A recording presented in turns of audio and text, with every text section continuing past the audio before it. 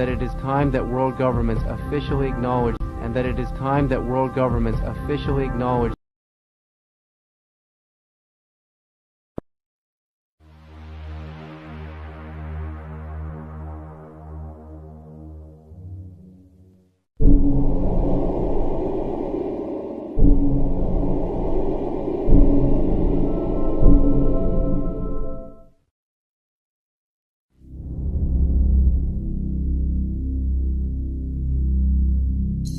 We have an unidentified flying object.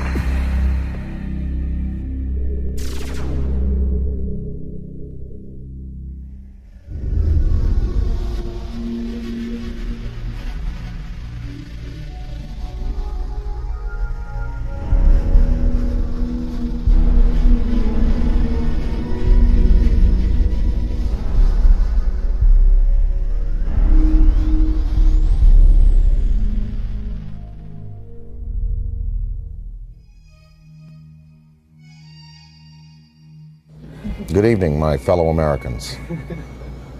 The sighting over Washington yesterday has alarmed many of you. However, please, do not... We close? Yeah, we're close. 2001 was a real space odyssey for me.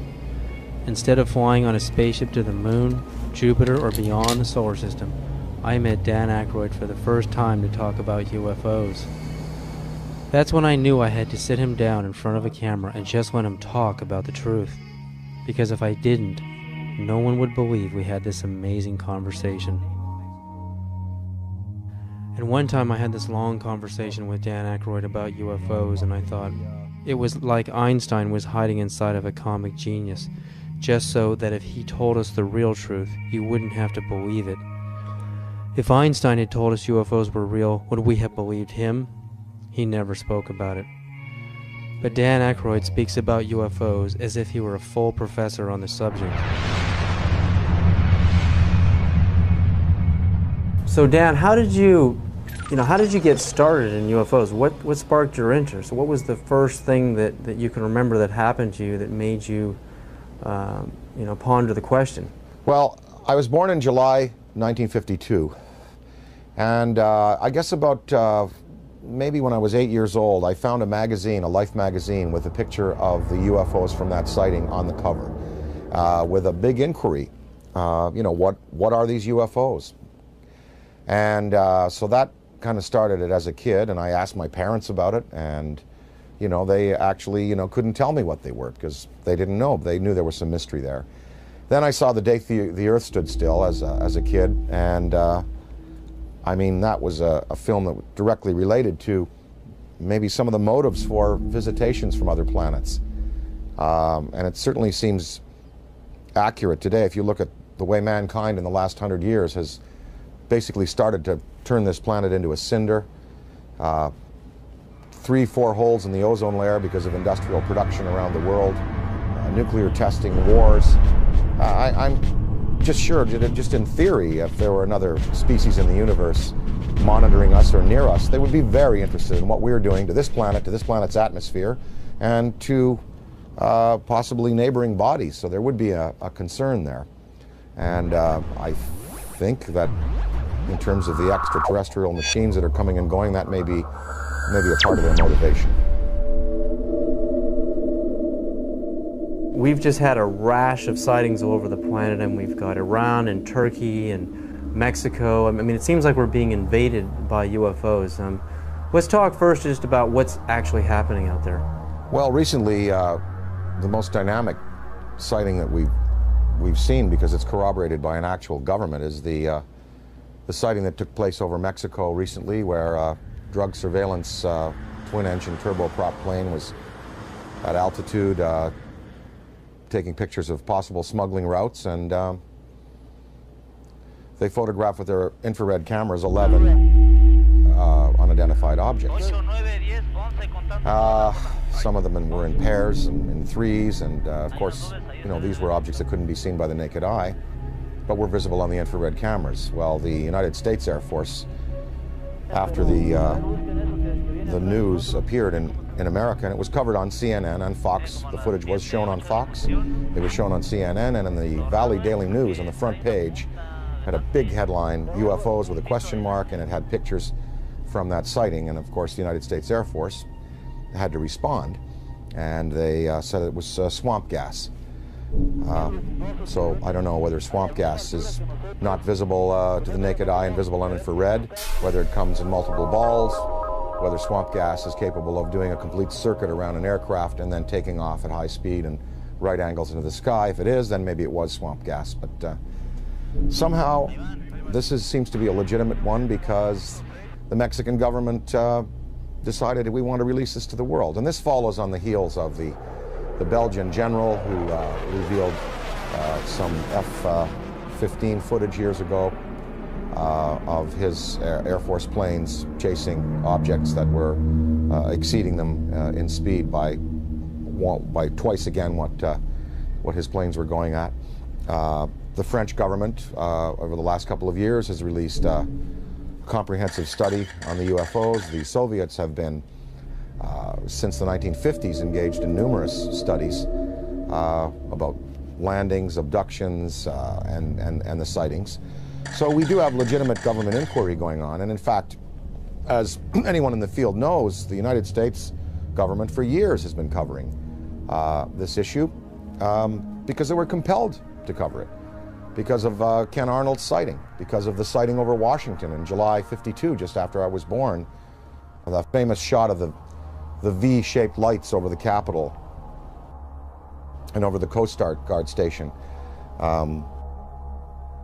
So the government initiated originally, I believe it was, there were Project Sign, Project Grudge, the Condon Report, Project Blue Book, and then they engaged J. Allen Hynek.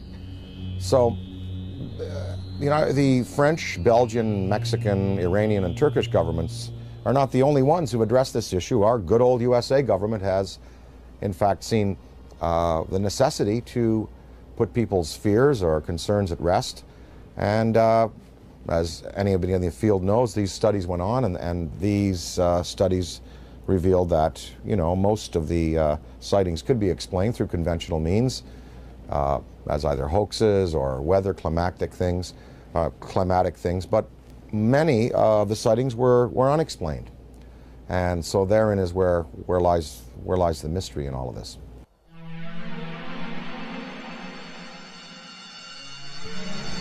Dan, what do you think is the significance of UFO technology? I mean, obviously, these guys, the extraterrestrials, can come from one star system to another and visit Earth. I mean, recent headlines on CNN are talking about, and BBC, that we're going to run out of oil in 2026. We've got to get on to a better technology.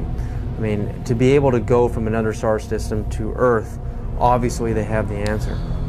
Well, the presence of these obviously intelligently controlled machines tells us that we are dealing with beings who have anywhere from 1,000 to 1 million to 10 million to 1 billion years advancement in technology on us. So you've got to figure that look what happened in the last 100 years. We have the Wright brothers at the turn of the century taking off in basically a fabric and wood aircraft. In 1969, we have lunar expeditions. In the year 2004, we have massive airplanes being built out of alloys and graphite, and this big ship that Airbus is building, the new Boeing plane. So in 100 years, from fabric and wood, we've come to, advanced metallurgy, fuel use, and propulsion in just 100 years. Imagine what a culture could accomplish in 1,000 years, or 10,000 years, or 1 million years, or 1 billion years. It's not inconceivable that you have intelligently manufactured and controlled machines that can not only traverse great distances in space by mastering gravity and the time-space continuum, but also the interdimensional travel that might be possible. Many theories now purport that there were not only 4 dimensions at the creation of the entire multiverse 14 billion years ago at the time of the Big Bang. There were 11, maybe as many as 21 dimensions. So some of these beings may be coming from an extra dimensional place. I mean, And what it says is that these technologies have been harnessed, and that it's possible to use other fuels that don't rely just on simple combustion. And there are many theories. I mean, some theories are that the military already knows about these forms of propulsion and lighter than air vehicles or metals that can be vibrated to a certain point where they become light waves, photons. But they're not telling us. They're not going to reveal that, obviously, to us, and we just have to keep the search going. So I think that it's incumbent on us as a race on this planet to begin to find alternatives to the fossil fuels, but we're just not doing it fast enough. It's probably been the greatest and most successful cover-up in the history of the world. UFOs are as real as the airplanes that fly over your head. That is my unequivocal conclusion. Oh my God.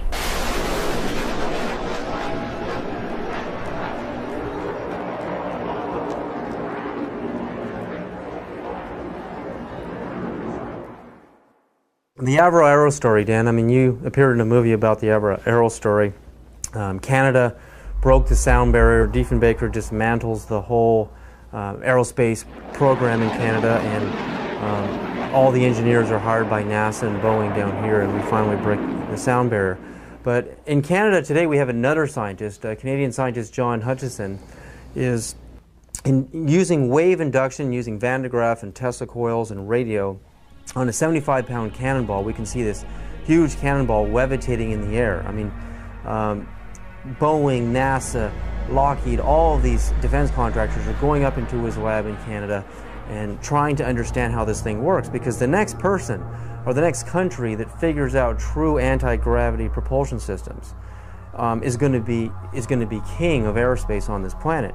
The Hutchison effect incorporates radio frequencies, Tesla frequencies, and high electrostatic energy to create a type of levitation effect where it can move a 75-pound cannonball of steel or brass bushings, water, wood, and other objects into the air. Are we doing enough in our universities, in our research labs? Are we putting enough money into this kind of a research? And what risks are we willing to take if universities in Beijing and China and Russia, they're actually going into the UFO phenomenon in their universities, but here in America, mainstream science, mainstream physicists laugh at the UFO phenomena? I mean, what do you think about that? Budgets are tight all around the world, and as far as putting money into the study of alternative technologies, funding research by people like Hutchison, the money is just not there. I mean, if you look at NASA, NASA is getting chopped back because the funds that are flowing through government now are focused on the war in Iraq and other things. So we don't even have the money to keep up conventional space exploration, development of metallurgy, fuels, ion drive systems. So I don't see any government in the next 10, 20, 30, 40, 50 years really putting the money into the kind of research that's needed to develop these alternative systems and to perhaps study what is driving these intelligent machines from somewhere else. Now, of course, that's on the visible side of things. We're hearing a lot about these special access programs where congressional money is approved by a very narrow slice of the membership in the legislature and given to the military to do basically carte blanche what they want with. So there could be a black military program that is producing what people are referring to now as the big black deltas, which are these huge black triangles that are being seen all around the world. The big black rectangles, which are also being seen all around the world. So maybe they look a little like this. The F-117, they look a little like the B-2 bomber. Maybe these are special access programs that have been applied to alternative technology. And that it is time that world governments officially acknowledge. I don't see them revealing, these the sources of these programs, nor their applications right now. Okay, I worked in the U.S. space program for 36 years. I was a contractor employee, first working for McDonnell Douglas and then ending up working for Boeing after McDonnell Douglas was purchased by Boeing. I started at the end of the Mercury program and then worked the whole Gemini program. And during Gemini, I was responsible for the design of the equipment for the life support system. And so I had a distinct interest in keeping astronauts alive and having successful equipment. During the program, when we were flying the Gemini spacecraft, my interest in UFOs became very real. It became real because, first of all, Gemini 2, which was unmanned, it was rumored and talked about among our researchers that 2 UFOs had followed Gemini 2. And then Gemini 2 was, of course, recovered later. And I didn't think too much about that except, yeah, that's kind of funny. Very interesting stuff. And then when Gemini 4 flew, and its 4-day mission, 66 orbits, with James McDivitt and Ed White, about halfway through the mission, McDivitt said he has something up here with him.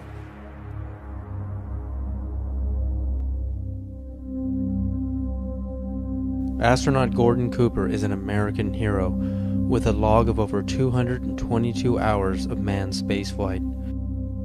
He had a long and illustrious career of service to his country. With over 11,000 hours of flight, he was a fighter pilot, U-2 test pilot in the Air Force, and is one of the first men to ever fly in space.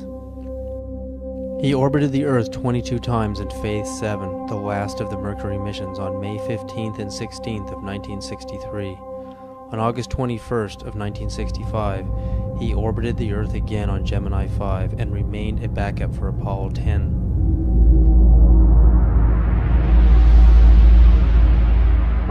Well, I've had some occasions to know some of the people who were involved in Roswell at one stage or the other. I think there's been an awful lot of untruths put out on Roswell and an awful lot of conjecture. I think there have been some truths in it. I think definitely there was something other than a weather balloon there.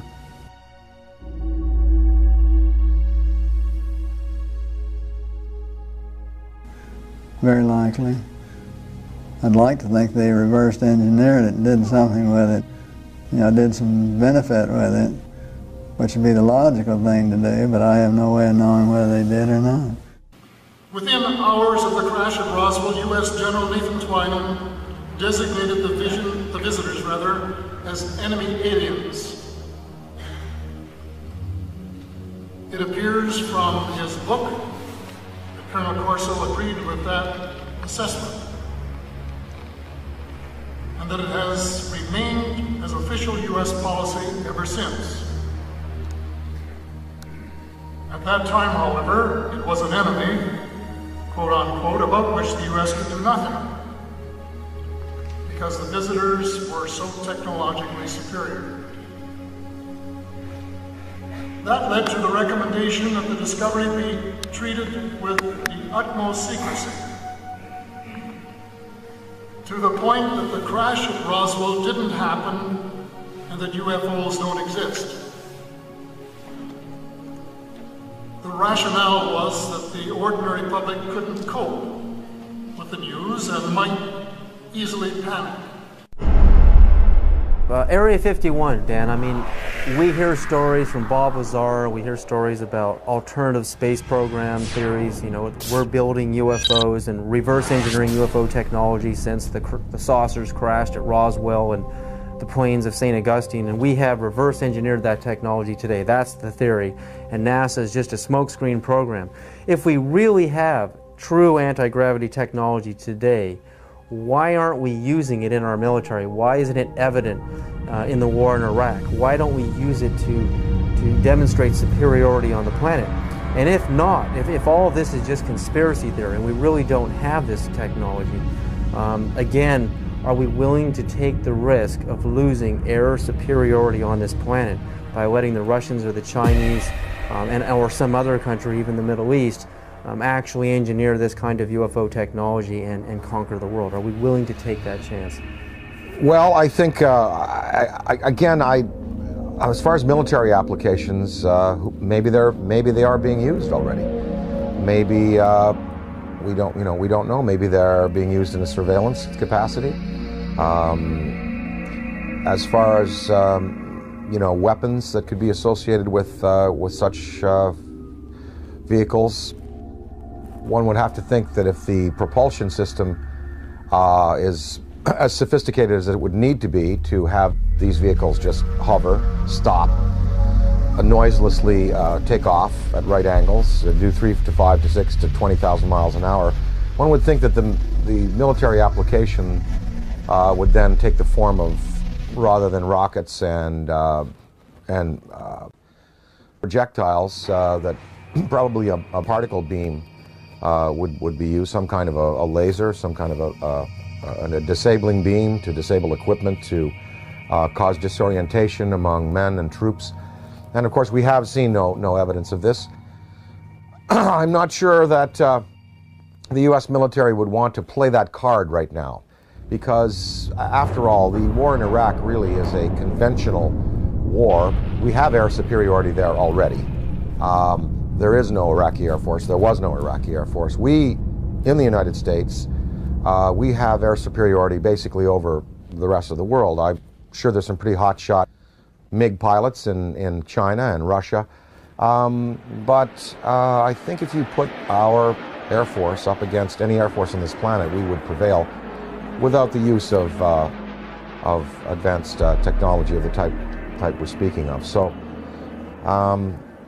I think that the U.S., if they have these things, they would probably save them for a more drastic confrontation, perhaps a confrontation with beings that have the potential to be superior over us in terms of the applications of aviation today. So maybe these triangles, the big black deltas, the rectangles, are the next wave of the U.S. military's defense against what some might perceive as an extraterrestrial or extra-dimensional threat. Maybe these weapons or these flight systems now are being prepared to confront a race of superior beings that could have designs on the planet that are malevolent. I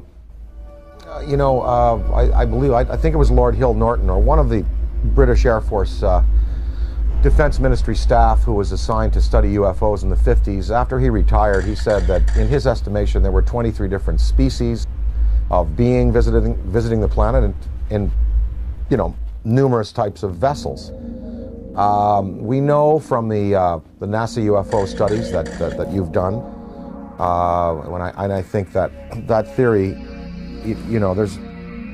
there's nothing wrong with that theory that I can see that doesn't point to what you postulate, and that is that there are benevolent beings that are trying to heal the planet, hence the size of these ships that we're seeing in the STS cameras, and the fact that the ozone has holes in it, the fact that water could be a healing element there. What are these lifesaver-shaped little Dropostone-shaped ships conveying to our planet? Well, we see them coming into the atmosphere, and on the STS tapes and other forms of exposure, they're not releasing personnel, they're not releasing projectiles, and no harm has come to the planet, through their intervention. So one can assume perhaps that maybe there are benevolent beings out there and malevolent beings out there, and maybe the United States government is preparing weapon systems to deal with the malevolent beings. Ronald Reagan said in a speech, he said, what if there were a species from another planet that was threatening us? We would all find a way to work together. And one can only think about the Star Wars system and the fact that there we had satellite-mounted cannon.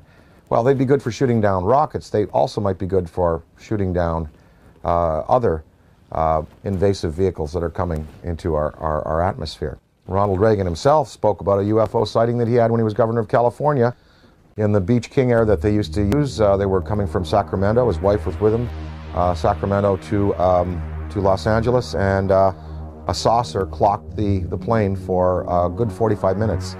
And Reagan spoke of it to a lot of people. And I think maybe, part of his motivation in getting the Star Wars weapon system up might have been that to prepare ourselves for the day when other beings might come to this planet with designs of, who knows, taking minerals without authorization, taking people. We're probably just going to have to wait to see. I occasionally think how quickly our differences worldwide would vanish if we were facing an alien threat from outside this world. Colonel Corso makes it clear that the Reagan administration's Strategic Defense Initiative, appropriately dubbed Star Wars, was primarily designed for use against the alien intruders.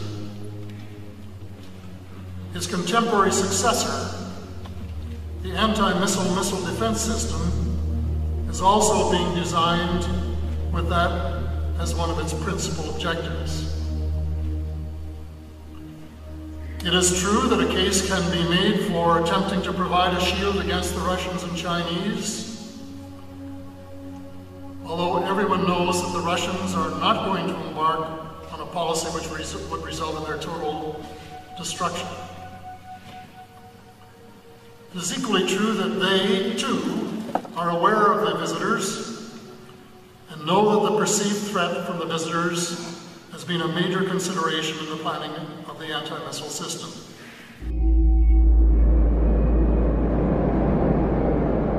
And the incident in question, as at least from my perspective, almost ignited a nuclear war, and that was 5 unidentified objects were picked up on radar coming in over the Pacific Northwest, Northern California, Southern Washington, Oregon area. As these objects approached the coast, Strategic Air Command went on a alert. We were in a defense condition, or what is referred to as a DEFCON, Defense Condition 3, which means that the nuclear forces were ready, but they weren't on a ready stated alert. We elevated that to Defense Condition 4. Defense Condition 5 is launch.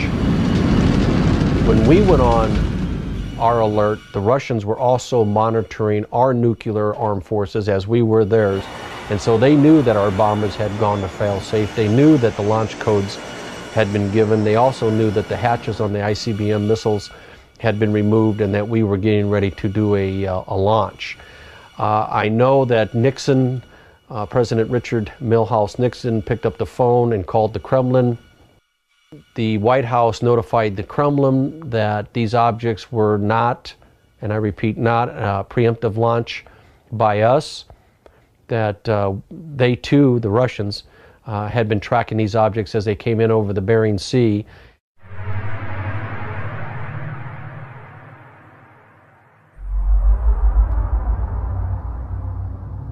Probably moved 100 miles in a matter of a second or two. When we look at alien abduction, I mean, the idea of a human being being taken and having an implant inserted into their body, I often think of how biologists, how we tag whales. You know, we put a chip on a whale and we can track them via satellite, and also how, you know, we go into a frog's pond and we pull out the frog and we spread it out on the table. Remember in biology class we used to do this, and, you know, stick the little needles in his legs and cut him open. I mean, that's how we look at another life form in another world. So is it really a sign of violence and negativity that an extraterrestrial civilization is coming to Earth and doing the same to us, putting computer chip implants on us to track us, know where we are, study our species, do a little bit of biological experimentation. I mean, I know for us it's horrific. I mean, it's absolutely a violent thing for us as humans. But from their perspective, do you really think that they're being violent? Well, again, I have to go back to some of them might be here for good purpose. And that it is time that world governments officially acknowledge Kind, and some are here for selfish purposes. Maybe these abductions, even though they're done in a objective but biological way, like we dissect frogs, maybe they're doing it just for fun and for sport. I mean, I don't know. I think probably that that the fear could be justified in some senses. Anne Druffel has written this book about how to prevent being abducted. And we really think, even if benevolent species coming to this planet and taking a man and a woman and taking ova out of a woman and sperm out of a man, that's tremendously invasive and very traumatic for the human beings. So even if the motives are good, these actions are as violent as anyone we're capable of on the planet. I think that a certain amount of fear is justified. If you look at Day the Earth Stood Still, the first thing that happens is the army is assembled and guns are shot at these beings and at the ship.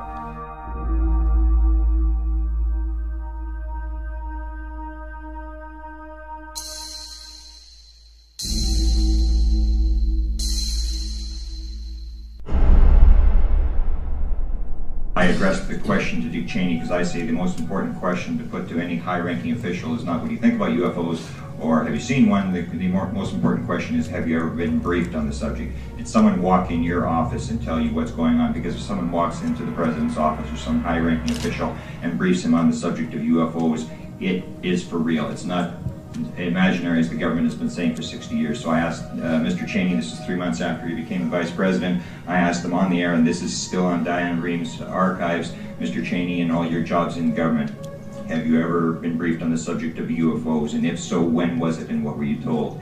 And Mr. Cheney said, if I had been briefed on that subject, it probably would have been classified and I wouldn't be talking about it. January 22nd, 1997, I noticed 3 amber orbs now at a distance far west on the horizon. And I'm thinking, wait a minute, even though they're in a line formation, they were amber, they were in a formation, they were hovering for minutes. And as I'm pointing like this, they reappear in the same spot. And I thought, I have to get a picture of this. And I ran upstairs, I grabbed my 35mm, get out onto the balcony. As I'm ready to shoot the 3 bottom orbs, suddenly 6 amber orbs in a row, totally equidistant from each other, massive span across, pop up. On March 13, 1997, over 10,000 Arizona residents witnessed the single most spectacular UFO sighting in the 20th century. Headlines surged the nation, and Arizona residents demanded answers from military and state officials. A mile-wide UFO was seen from as far north as Flagstaff, Arizona, and then the giant triangular UFO hovered above the great city of Phoenix, Arizona, where Dr. Lynn Ketai shot this amazing videotape.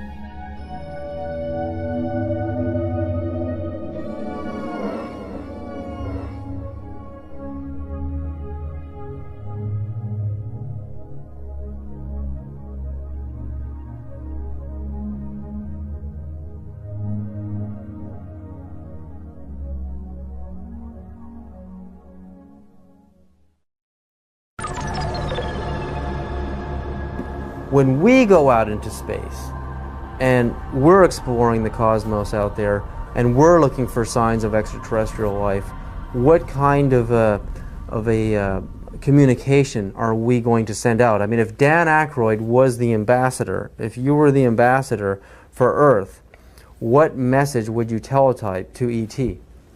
If I were to speak for mankind to these beings that were coming here, I guess what I would say is, let's go to some neutral place. Let's have a meeting with scientists from all around the world, world leaders. Let's sit down and basically have a sort of a forum with you, the extraterrestrial or extra-dimensional beings. Let's sit down and kind of get to know each other.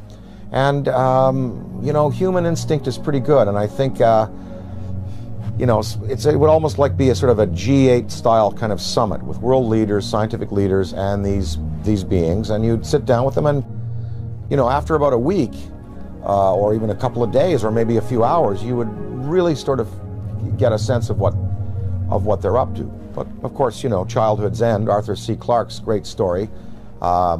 It looked like these beings were benevolent, even though they had a malevolent appearance, and in the end, we find out that they meant no good for our planet. So, I think it's important that some branches of the military and police be briefed on these in a very real sense, and be told, you know, they are real, people are being abducted, there is mind control in play here, and that we do have to be vigilant. Now, if we knew that there was a purely benevolent race, like if something happened in Iraq where all of the electronics went out in the American military and all of the insurgents' rifles jammed, or we saw all of the polluted waters in North Carolina from the pig farming completely healed overnight, and different signs like this, then we would know we're dealing with a benevolent species, and then we could really be open and welcome.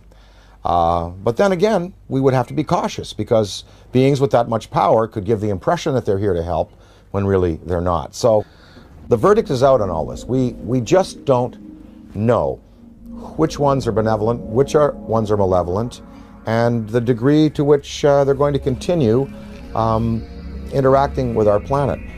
But what would really help is if the United States military and police and government open it up to their staffs and say, look, this is something we really do have to consider, because, you know, maybe the defense, the survival of our species could well be at stake. If you look at the history, you know, from, say, Ken Arnold's first sighting in '47, going back to the Bible, Ezekiel's wheel, going back to the medieval manifestations of little saucers and UFOs, that painting of the Madonna that's very famous, in which it appears, up to now, there have been no mass murders by these beings. There's been no mass destruction of cities, but hundreds of thousands of people have been taken out of their lives, subjected to surgical experimentation, released back into the population, and are suffering trauma today for it. That is not good.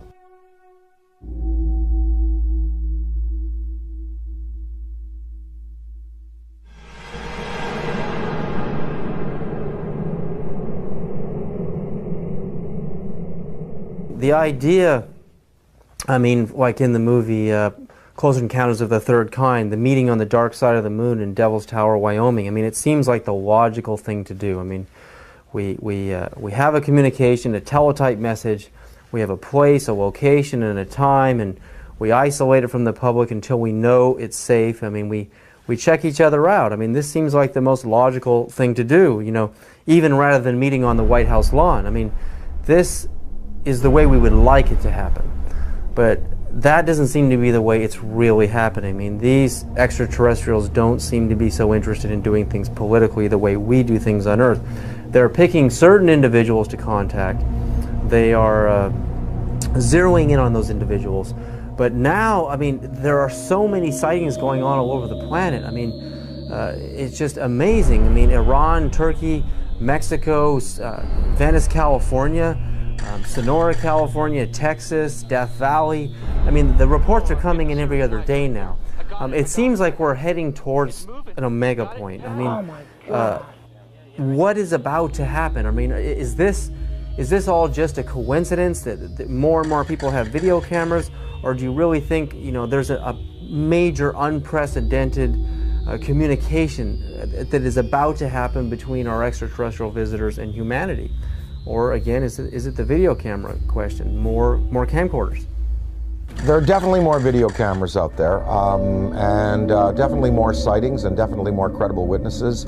You know, the biggest thing in ufology in the 60s was Herb Shermer, the Nebraska Highway Patrolman, who was at the Ashland Oil tank farm out there in Nebraska, and he writes in his diary, you know, soft flying saucer, and then under hypnosis, turned out that he was taken aboard and informed of their intentions. Barney and Betty Hill. I mean, these were the key cases. Shermer, Barney and Betty Hill, the Pascagoula incident, Travis Walton. Now there are hundreds of cases like this, and I think that because it's in the consciousness, because we have, you know, a poll saying basically half of the world believes and half doesn't.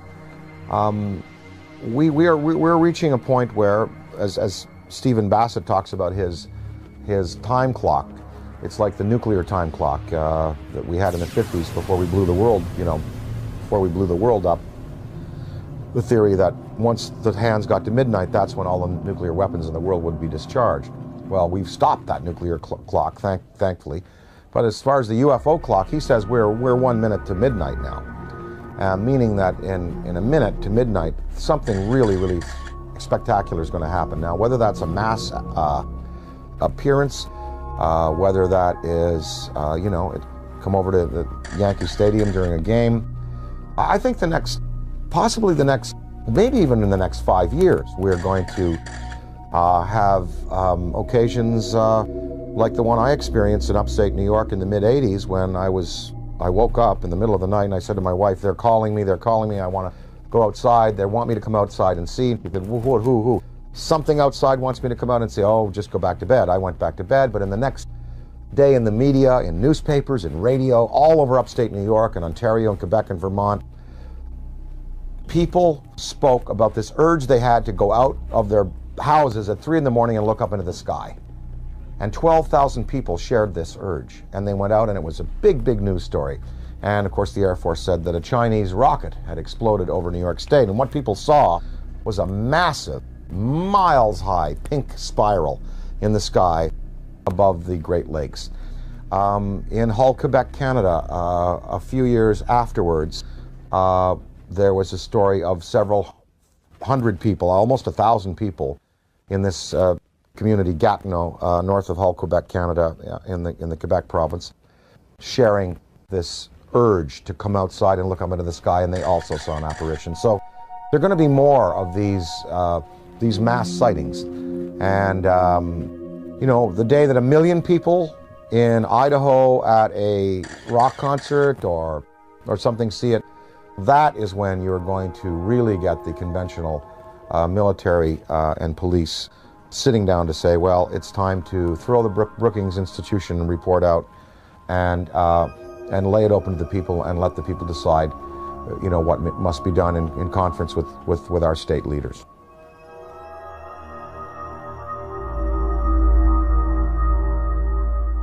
And that it is time that world governments officially acknowledge national security, and if they did, would they classify it to protect the national security? So I would have to say, no, I couldn't agree to non-disclosure. I really couldn't if I saw something or photographed something. But I can see where other people, you know, wanting to do the best for their country, wanting to serve their country in a legitimate way would say, yes, I will not disclose. And this is based on the Brookings Institution report from the late 50s, which, you know, Congress commissioned, which said that if the existence of UFOs were revealed to the American populace would not be able to handle it. They would defy church authority, police authority, military authority, governmental authority. They wouldn't go to work. They would sort of cast aside the mayors and governors and presidents and go, we want to talk directly to these beings. We feel that these beings should, you know, have their case put to us directly by them themselves. I think the American populace today is ready to handle the concept that what we live in, the 4 dimensions of height, length, width, and time, is not all there is. There are more dimensional realities. There are advanced beings with machines that can skip from dimension to dimension, from galaxy to galaxy, using the Einstein-Rosen bridges, the wormholes. I think the American people I think half of them know, and I think the other half, with the proper evidence, would be ready to accept it. It's going to take a mass sighting for the U.S. government to finally say, look, we're going to come on side with France, Belgium, Mexico, Turkey, Iran, and we're going to tell the truth, and we're going to reveal what happened to Tom Mantell when he went up in his P-51, what happened in the Great Lakes when I believe it was an F-104, I believe, was scrambled over the Great Lakes in the 60s. What happened to him? You know, I think that that if you have that type of sighting, then there'll be no choice. Interdimensional travel. I mean, not just traveling through our dimension, but going into alternate dimensions, Dan. Would you, and if you could, a spaceship arrives in your yard, and you know you got the barbecue out, and there's the steak on the grill, and they want you right now to come with them and go into another dimension, and to move forward and backwards on the timeline, to go forward in time and backward in time. If you could move forward and backward in time, are there any events in human history that you would interfere with, that you would change to alter the destiny and the course of humanity? Well, I wouldn't want to go back in time and change anything, because that would be a tampering that I wouldn't serve mankind well. Although there are many horrors, of course. Wouldn't you have loved to have caught Hitler as a 15-year-old and have him drown in a river? You know, because then we could have solved the Holocaust problem, and then World War II may not have, well, look, there were two guys. There was Otto Dinkel. You ever heard of him? Well, he was an orator hired by the German army, just like Hitler was, to speak. If Hitler died, maybe Otto Dinkel would have been the guy that would have gone on with this rabid anti-Semitism and wiped out 9 million people. Of course, one thinks of those things, but you don't want to go back in time and play with events, because, you know, where we've come to today and the improvements we've made in human rights and in regarding ourselves as sacred, they've come because of the bad things that have happened. Now, if I went into the future, I would want to see where this planet is 300 years from now. Did we make it? Did we make it? That's what I would like to know. I mean that from my knowledge of the world that I see around me, I think that it is much more likely that the reports of flying saucers are the result of the known irrational characteristics of terrestrial intelligence rather than the unknown rational efforts of extraterrestrial intelligence. Interdimensionality, again, if you could move forward and backward in time and meet any personality, any public figure, celebrity, or politician, or mystical figure, is there anybody that you would like to sit down with? If you could have lunch with them, or just sit down and talk to them and have a discussion, forward and backward in time? Oh, I'd love to spend an afternoon with Richard Feynman. Would love to sit down with Heisenberg, and of course, you know, Einstein, Niels Bohr, Max Planck. You know, I'd love to sit with the particulate, the quantum physics guys, because there really is the root of understanding how and why the world is the way it is, and the joy of these studies in antimatter that are occurring.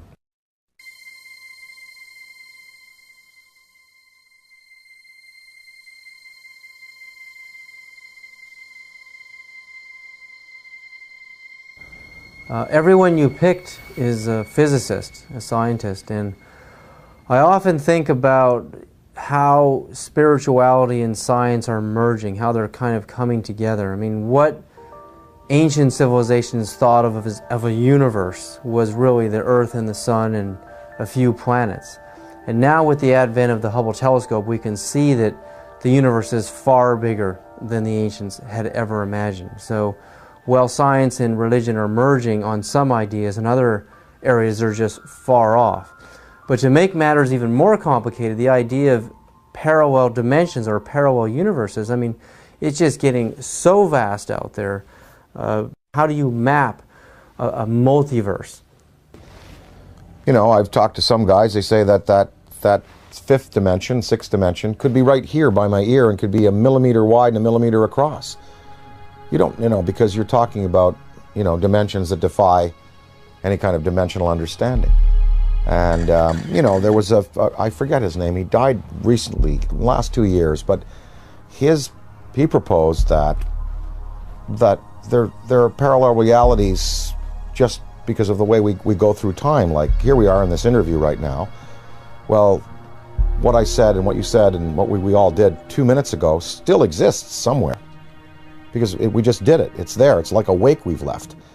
And if you had a time vehicle, you could go back to 2 minutes before and stop and see what we're doing 2 minutes before. You go back to your high school days. You go back to your days as an infant. And those realities are still existing alongside what we're progressing through. It's all a beautiful, beautiful mystery. I am here because I am a writer, a performer. I find it entertaining. I'm not a scientist. And I'm not a theosopher or philosopher.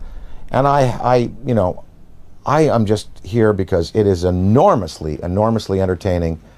And mysteries like this are challenging. And it's really, really fun to contemplate that, there may be beings out there who are concerned about our planet and who may give us the opportunity to advance ourselves. It's really fun to contemplate.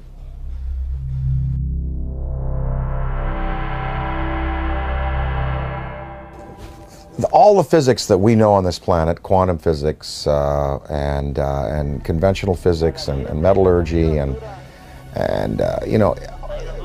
all of it, it can really encompass a theory of how these ships move. I mean, you've done it yourself, David, proposing that if you can convert a mass to a state of of photonic energy, then there is no mass anymore, and you're looking at pure light. You're looking at anti-gravity. You're looking at something that can be harnessed in waves. Well, what is the fuel? Well, people, Bob Lazar talked about this element 115 that was put into these generators to boil mercury and to be used as gravity tractors. Maybe that's it. I don't know. I mean, they must be using a fuel that's unavailable to us. Does it give off radioactive waste? What is the cost to them? For instance, the Venice UFO that you recently showed me, and I covet that tape. That's amazing. Because you see the metallic quality of the object, you see the force field around it, you see it spinning. It was May 2nd, 2004, approximately 11:30 a.m. And I was walking from my apartment with my girlfriend down this alley right here. And we were just sort of walking this way, and I looked up over at those phone lines, and we saw something that we really couldn't make sense of. It was a very shiny, metallic disc.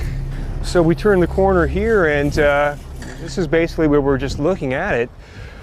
And we're pretty much like, okay, that's not a balloon or anything we're familiar with. So we sort of kept walking to the corner and just stared at it for a while until it hit me, that this was really something. There was a man also looking at it, sort of a bystander, and he said, wow, do you guys see that? And that's when I realized all three of us were looking at something extraordinary. What is the environmental cost of running these machines? Are they clean or are they not? Is there some, wherever they came from, is there some place they have to go back to after their journeys are finished to dump whatever they've used up in terms of fuel, like we would a bad fuel rod in a reactor? That is a question I'd like to know. I'd like to ask are you a clean burning vessel, or is there some cost that you pay like we paid for atomic energy? When we consider that it may be possible to take mass and reduce it down to zero, make it as light as a photon, we can start to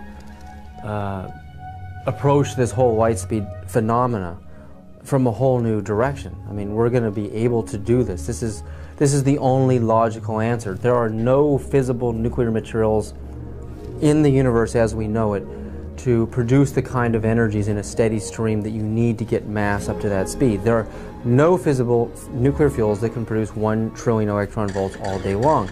And wormholes are even more exotic. The idea of bending and folding two spaces of space-time together and creating a shortcut wormhole to vector in between those 2 points, according to Kip Thorne, who wrote Black Holes and Time Warps, that the energy required for a wormhole is 100 million suns, the negative energy they put out for an entire year.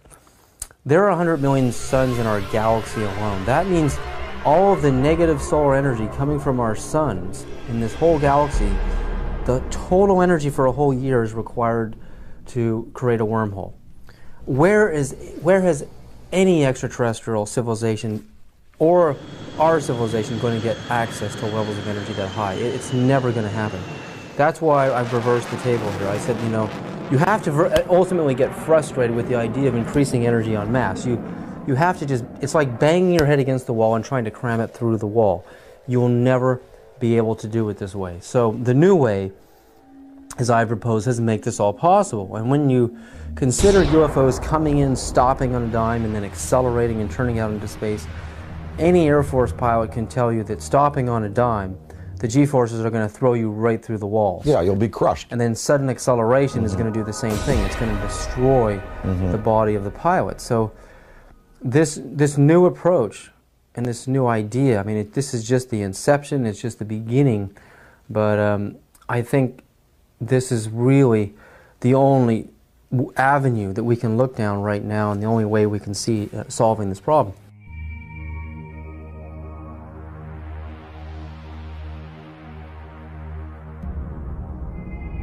While Gordon Cooper was an Air Force pilot stationed in Munich, Germany in 1951 in the 86th Fighter Bomber Group, where he flew F-84s and F-86s, Cooper testifies to having chased disc-shaped UFOs that outmaneuvered the most advanced fighter jets of our time. We were flying in Germany, and we were flying F-86s. And they would come over and do the same maneuvers that we make, except every once in a while one of them would go zip. And you just can't do that in a fighter, a conventional fighter. They're just typical saucer shape, double lenticular shape, metallic looking. Well, yeah, they weren't just random. They were flying fighter formations, very definitely under positive control.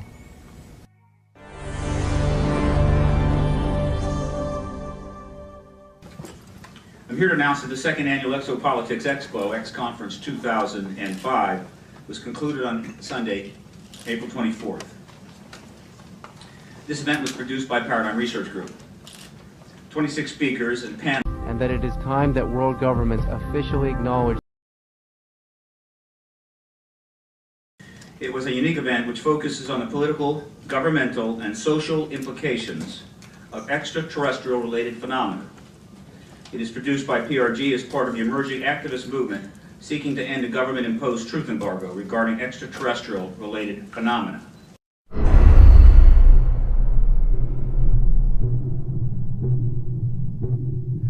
Do you believe, and describe, do you believe that your show was shut down for national security reasons? And tell us a little bit about what happened with the show out there. Well, what happened, we sold the show to Sci-Fi Channel, and it was called Out There, and I basically interviewed all of the people that I admired in various fields of study, like Colin Andrews from the Crop Circle movement, Linda Moulton Howe, the expert on cattle mutilations, John Mack. And let me just put a pin in things right there, because John Mack has taken the study of abductions, UFOs, right out through the other side, and he's going, yes, we know they're here, we know they're coming, we know people have been taken, we know there's experimentation going on, we know people have been told about agendas. What we now have to do is use that as a key and as a motivation to socially transform this planet to a more peaceful, more loving, more tolerant state. So his movement, the movement for social change, has just accepts as a fact abductions, UFOs, interplanetary intervention, and what he's doing is taking it out through the positive side of it and saying, now we must use it to socially transform. And I think his message is great. But I talked to him, I talked to the Allagash guys who were taken in the canoe on that trip in Pennsylvania. The last show we did, I had both Bassett, who has the UFO time clock, and then Greer. Both Bassett and Greer were there. They were my two guests for the day. Well, the show was canceled that afternoon. And I was outside, before I knew it was canceled, in between the interviews. And I was outside, and Britney Spears called me because she wanted me to appear on Saturday Night Live with her. And so I was outside having a cigarette, the phone rang. Oh, Brittany, how you doing? Oh, sure, of course I will. I turned away like this. I turned back, and there was a black Ford across the road, a black Ford sedan. And I was trying to look at the plate, and the plate seemed kind of like fuzzy, and I was, definitely a police car. And two guys were there, and a big, big, tall guy got out of the back seat, and he stood in the street on 42nd Street it was. We were at 42nd Street and 8th Avenue, and he looked right at me. And literally, I was on the phone. Hey, oh, sure, of course I'd love for the show. Saw the Ford, went back like this, turned back like a half second later, and it was gone. And that car did not go past me. It did not make a U-turn, because I would have seen 42nd Street. I would have seen that thing take a U-turn and go away. That car vanished. That car was a cloaked vehicle of some type. And whether this was like a warning to me, because the guy got out of the back seat, gave me a real dirty look. That car vanished. I know what I saw. And, it was just this fast. It was, oh, hi, Brittany, sure. Oh, of course, I'd love to. Guy gives me a dirty look. Oh, well, sure. Car gone. That's what happened. And then 2 hours later, we were told we were not to continue taping, and the show was canceled, and none of them would air. I don't know. I don't know. Was that an MIB experience? Black helicopters, military abductions that happen. Sometimes people are taken and they talk about then being visited by, military personnel and debriefed about their abduction. Was it a technology associated with some of these beings that are visiting that wanted to warn me off, or that wanted to give me verification that I was on the right track? I don't know. But I do know I did turn back a second later, and it takes so long for an automobile accelerating from 0 to 40 miles an hour to reach the corner of 8th Avenue and 42nd Street going past me, and then pulling a U-turn and going out towards Times Square. I would have seen that car. And I looked around. I was looking for that then. It was gone. So, I don't know. The tapes exist. I have them. We're going to try to repackage them. We might put them out on DVD.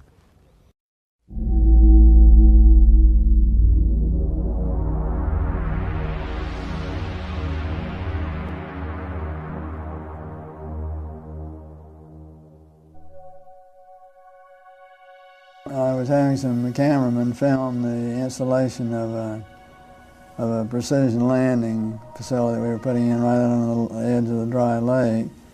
And this saucer flew right over them and put down 3 little gear and landed out on the dry lake bed. And they went out to, picked up their cameras and moved on out toward him filming. And he lifted off, put the gear back in the well, and climbed out at a very high rate of speed and disappeared. And so while I was going through all the regulation books and finding out the number to call in Washington to report it, I had them go over and develop the film. By the time they got back with the developed film, I was on the higher and higher and higher level officer talking to me. Finally with the colonel telling me to when the film arrived at my desk, to put it in the carrier pouch. There would be a courier there at my office by that time already, and they'd arranged for him to fly in our base airplane back to Washington with these films, and do not run prints, etc., etc., etc. We didn't have a chance to run it. I had a chance to hold it up to the window and look at it. It was certainly good found. Well, by this time I was involved in the research and development and doing very classified programs myself, at the test center. So I knew that we didn't have any vehicles of that kind, and I was 99 9/10% sure that the Russians didn't have any of that type either. So there certainly was, at that point in time, there was no doubt in my mind that this vehicle was made at some other place than here on Earth. Yeah, well, Buck Rogers and Flash Gordon coming true. Dude, I got it, man. Probably moved 100 miles in a matter of a second or two.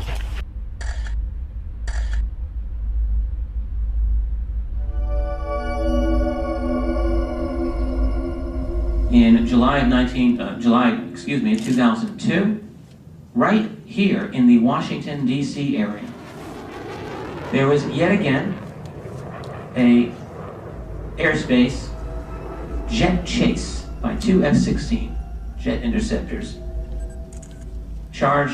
which were chasing a bluish object right outside D.C.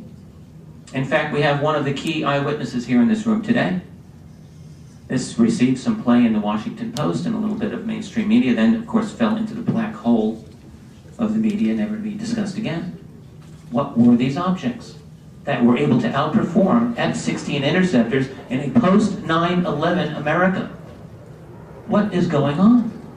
And what are the consequences, or the potential consequences, in the event that we should shoot down a few of them?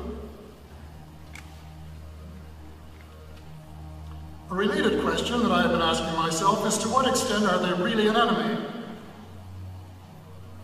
What crimes have they committed against humanity?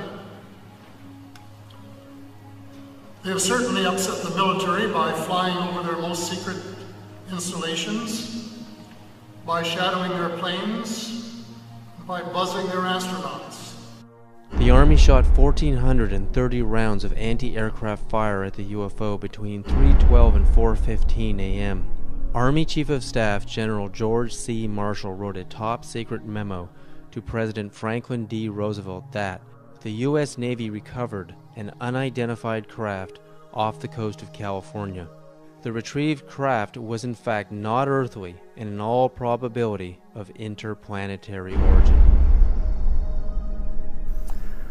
I mean, to me, what this is all about is not just, looking up in the sky and saying, wow, there's another UFO, yet another sighting. I mean, it's about exploring the phenomena. We have to get past denial. I mean, everyone is stuck at denial. I mean, mainstream science says the phenomena is not happening, and they don't take it seriously, and they try to sweep with them half the world. But over 50% of the American population, according to polls, believe in the UFO phenomena, and the government just buries it. Well, there's some media that are guilty of trying to suppress, and there are some media that are just throwing the story out there. Now, this Mexican sighting, we had coverage on Fox, we had coverage on CNN, and in the Daily News in the Valley here, we had a front page article, with the pictures and UFO, big question mark, and I mean, they were treating it. I think increasingly now, the media has to take into account that this is a reality. And I think, again, go along with the theory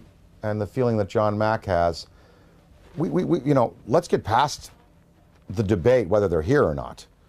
Let's start to analyze who they are, how many of them are there, what kind of systems they're using, what their intentions are to us here on their planet, and can we utilize this knowledge to better ourselves as a species.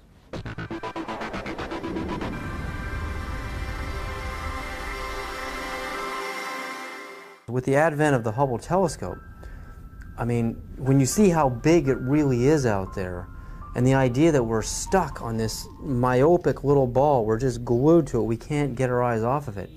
It's more of a mystery now than it ever has been. Why we're stuck here, and there's got to be a way to decode the matrix and finding out how these craft work, how we can get out into the universe ourselves. I mean, I think that's what this is really all about, It's not about trying to prove it whether it's right or wrong. It's trying to, it's like when the first time man saw a bird fly. Well, the last UFO symposium conducted by MUFON, they sent me the book of the speakers.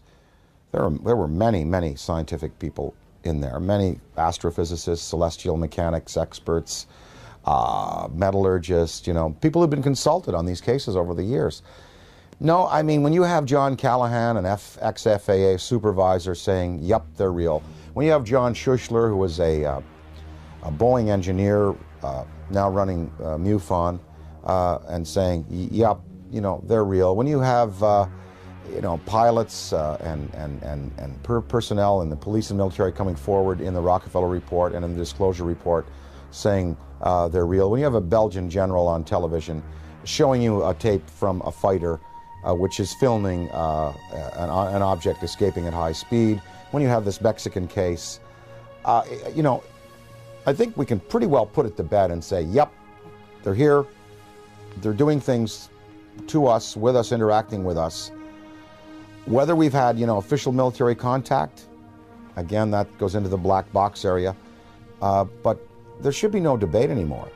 UFOs exist. They are intelligently manufactured and guided technology from somewhere else, not this planet.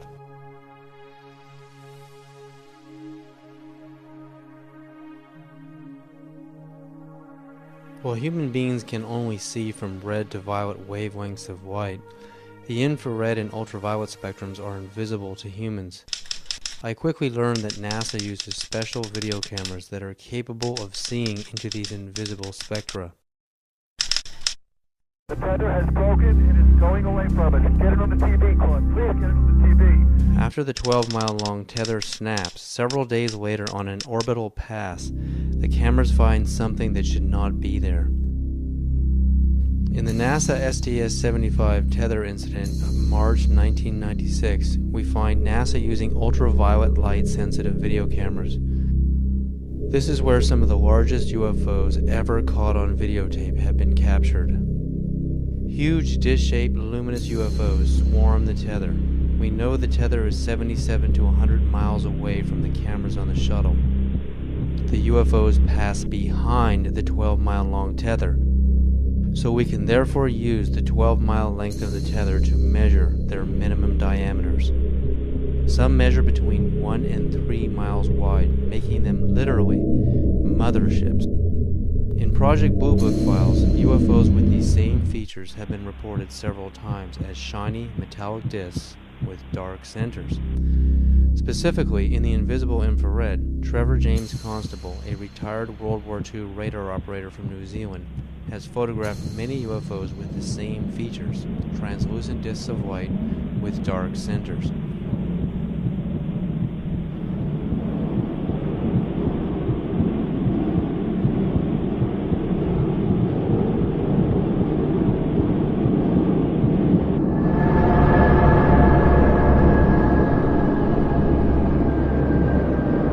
That it is time that world governments officially acknowledge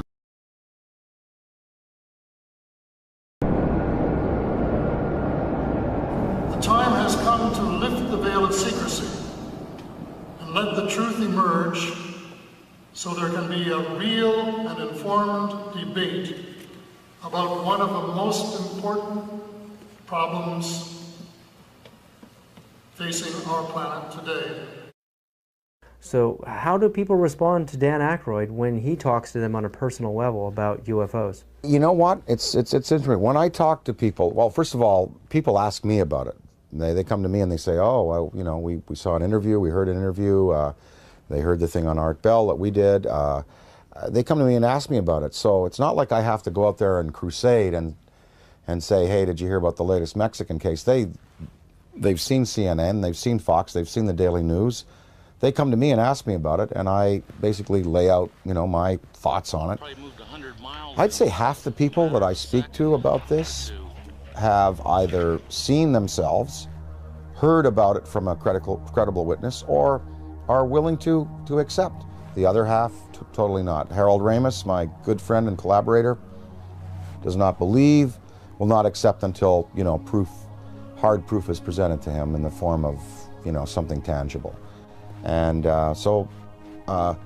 what I've been able to do is just open people's minds a little bit and let them think about it. And of course, the greatest proof are the kinds of tapes that now exist, the kind of videos that exist. Usually, when I show some tape of some different things that have been exposed to me, well, it's pretty convincing. And then at that point, people have to go away and accept that that these things are a part of our reality. Well, what I'd like to, what we'd all like to affect is some positive change in the world and try to help the tipping point where good tips to overflow evil in the world. I mean, we know there's good and bad out there, yin yang, black, white,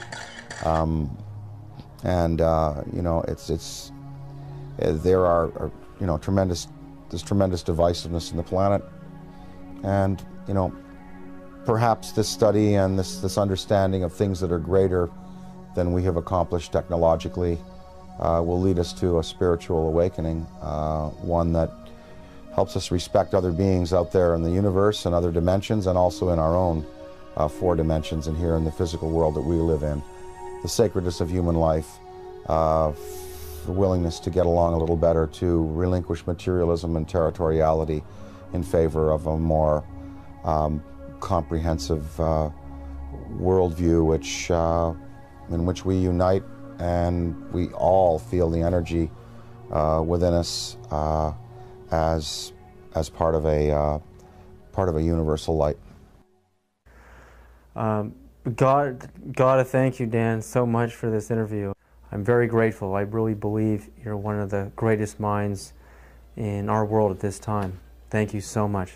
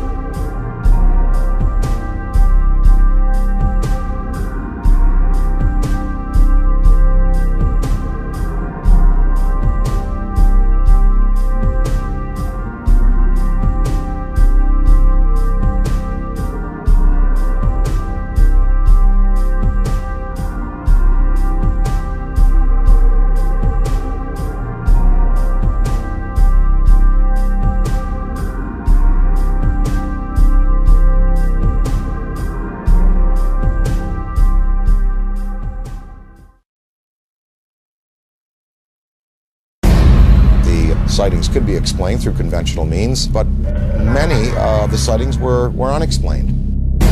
From Dan Aykroyd, a recognized authority on UFOs. People spoke about this urge they had to go out at 3 in the morning and look up into the sky. 3 amber orbs now at a distance far west on the horizon. Strategic Air Command went on alert, DEFCON 3, which means that the nuclear forces were ready. I think half of the American people, with the proper evidence, would be ready to accept.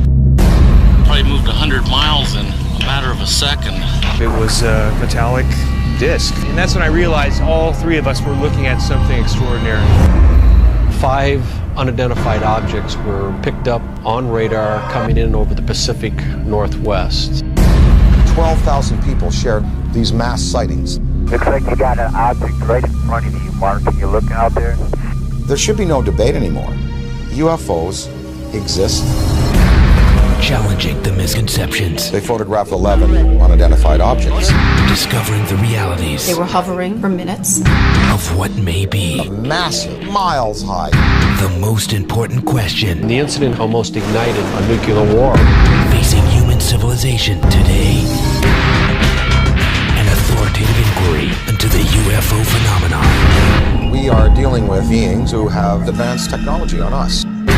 Probe the mind of Dan Aykroyd. Dan Aykroyd Unplugged on UFOs.